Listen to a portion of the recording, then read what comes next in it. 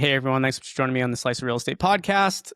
Excited to have Andrew back on, and also first-time guest, Charlotte. Great to have you here as well. Yeah, thanks for having me. I'm going to go over to Andrew in a second to kind of give us a quick update on his background. But since he's already been on, I'm going to shift over to you first. Tell the audience a little bit about yourself and your background and what you're up to today. Yeah, totally. I spent most of my career in real estate. I started at a Canadian real estate startup. I'm Canadian.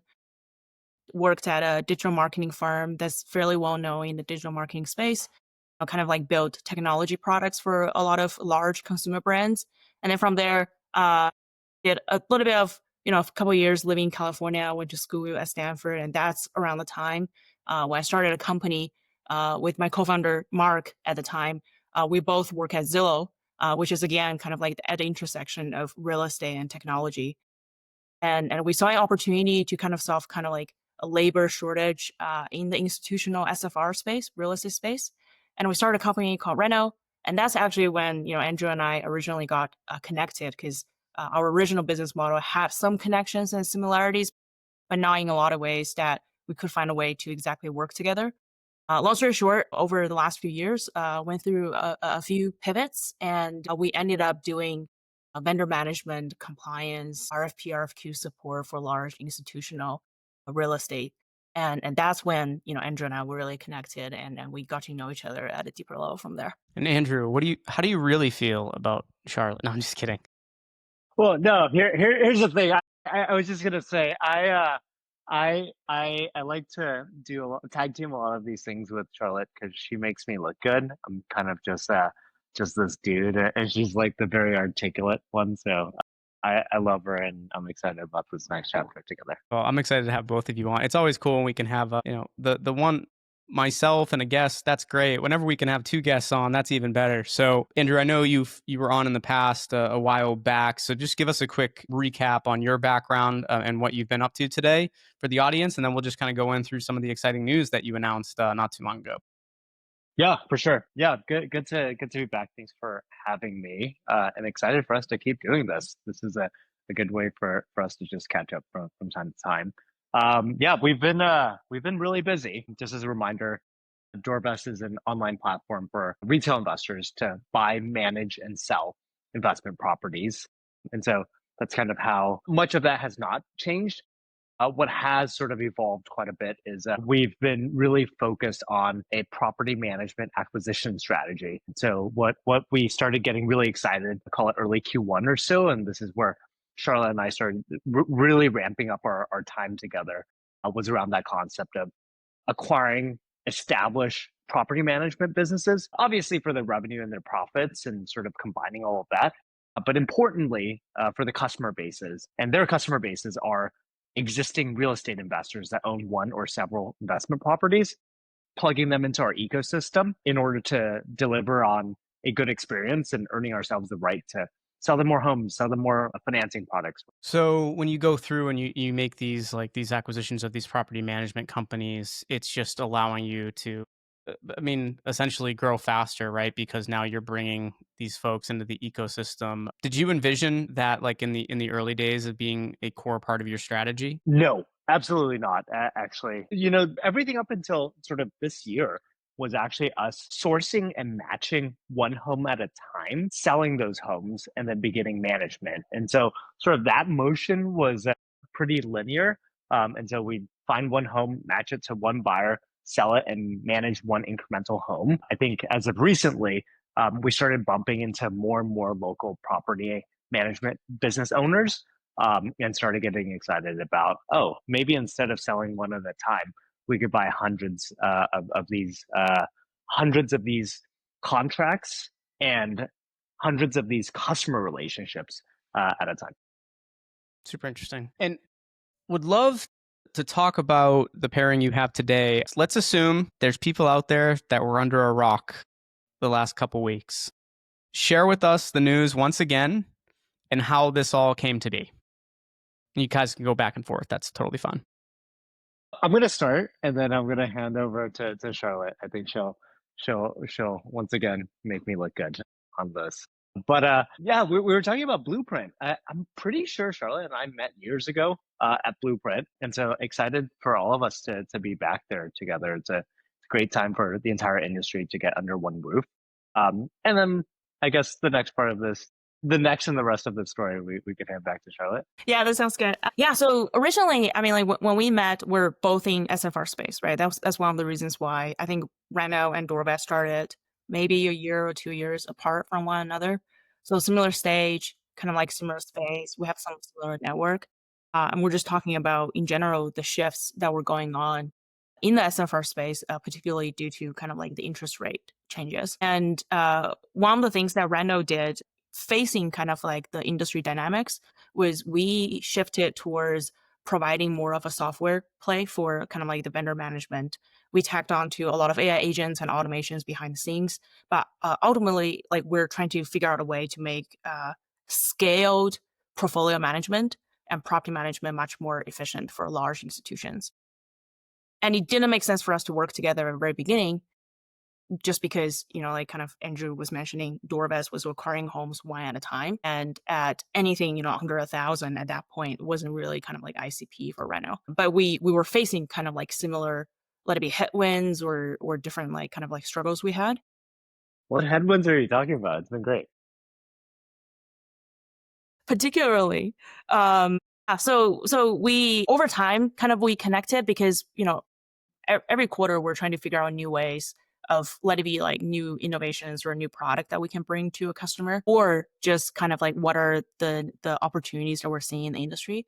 And one of the things that we particularly connected later on, this is like probably, a couple years after we've known each other and touch base with each other, was kind of like what are the ways that we can do to bring more homes under management under Doorvest quickly, but also at the same time,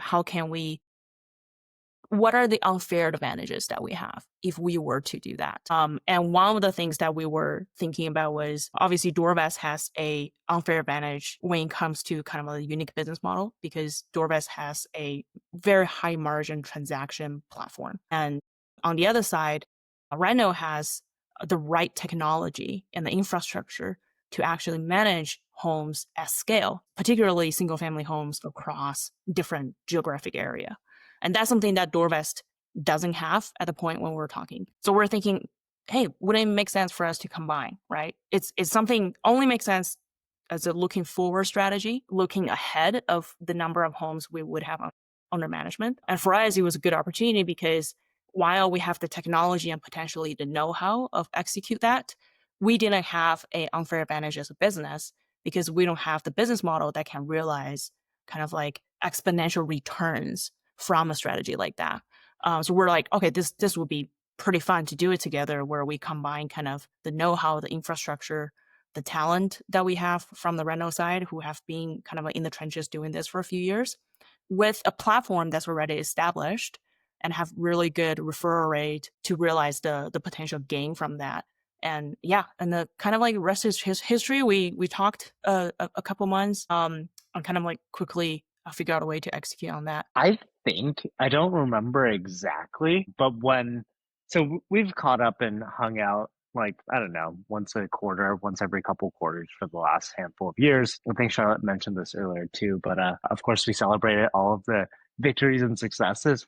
We also commiserated on how painful some of the last few years were. But I think where we both started getting really excited is kind of what Charlotte mentioned, which is this shared vision of where we think that their technology and sort of their operating chops, along with sort of our marketplace platform, combined with this acquisition and integration strategy, could take us. And I'm pretty sure we should look back at this unless you remember it.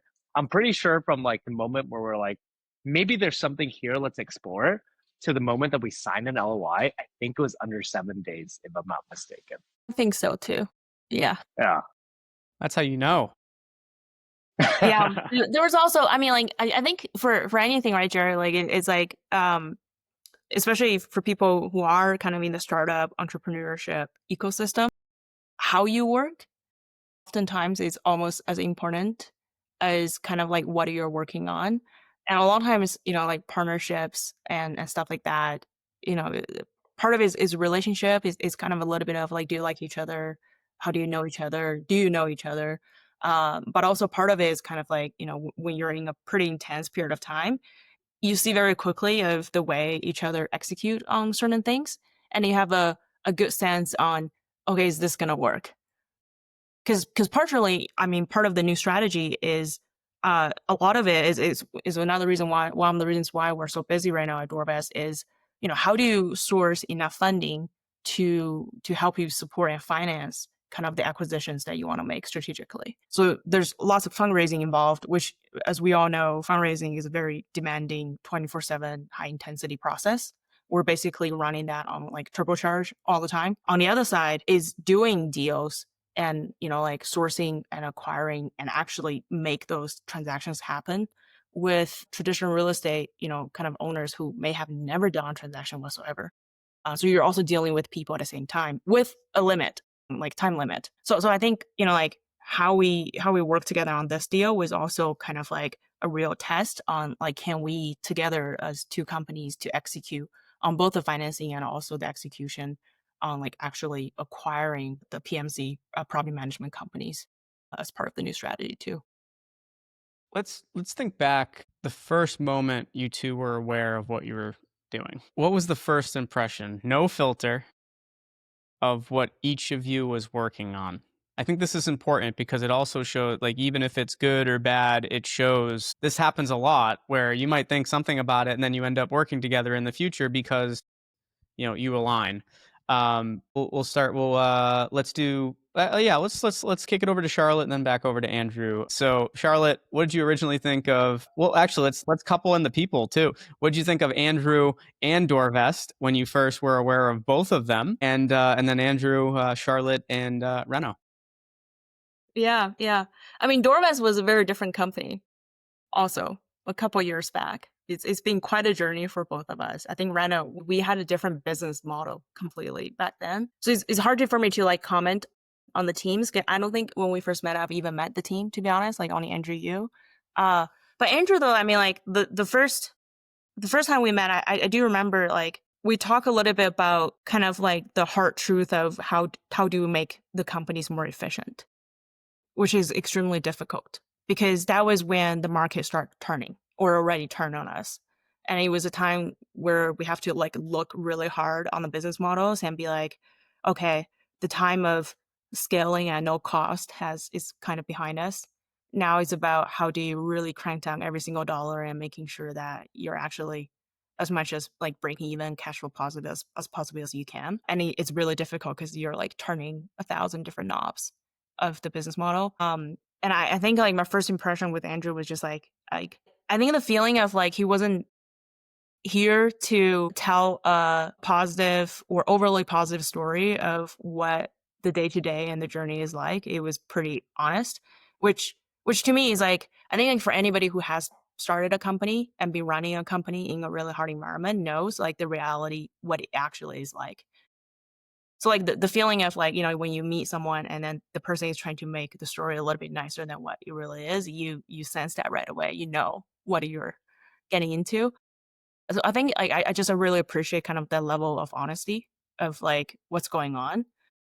Now on the other side, I was also kind of like a little bit impressed on kind of the level of execution that they were doing to bring the company to kind of like breaking even or cash flow positive. So that's like, maybe a combination of, like unfiltered reality of what's going on day to day, quarter to quarter, to a not holding back way of sharing the tactics that he was doing, which was extremely helpful, like for me as running a separate company at the same time. So I think that was like like maybe the main reason for me was keeping in touch was because just like once in a while, once I kind of like that like honest unfiltered sharing and exchanging notes was like extremely valuable. Yeah, that was my first impression. I don't know, Andrew. That was great.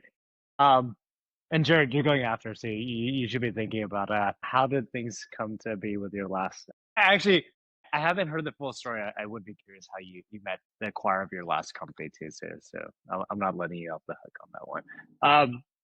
There's a couple of things. I've always thought the product that Reno was building was really novel and interesting, both from the initial product that I was aware of, sort of the upskilling for the trades product, along with the workflow and vendor management platform, and just how elegant the product and the solution was. At the same time, the way that I think about sort of people and partnerships is less so about sort of the purely just the substance of that. That is important. I think it was at 20%.